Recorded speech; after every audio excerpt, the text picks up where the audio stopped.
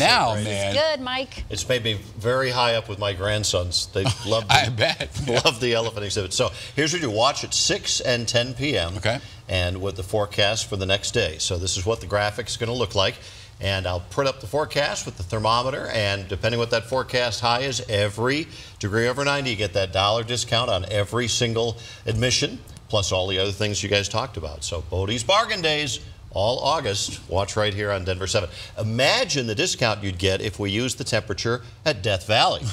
Today, the high was 123 degrees at Furnace Creek, aptly named, and that closes out the month of July at Death Valley with an average temperature, that's the high and the low, of 108, which is the hottest month for any reliable official weather station on the planet Earth, beating out last year's record of 107.5 set at Furnace Creek in Death Valley. A little cooler than that in Denver today. 87. 54 was the low this morning. Our normals are 90 and 60. Right now, it's a really nice night. 75 downtown at our studio. 65 out at the airport. Pressure rising. Winds from the south-southeast at 8.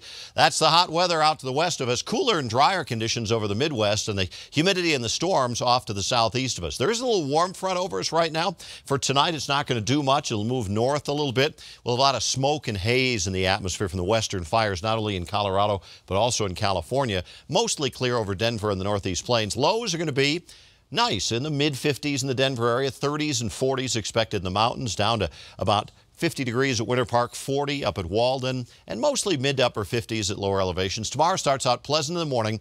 That front comes across with very little moisture, mainly just high clouds, perhaps a few isolated storms, mountains and foothills, but you'll see more haze in the sky tomorrow with that smoke from the western fires. Not quite enough for a Bodie's Bargain Day tomorrow, a high of 88, but you'll like the extended forecast coming up. Temperatures are going to be in the mid to upper 80s on the plains, 70s expected in the mountains.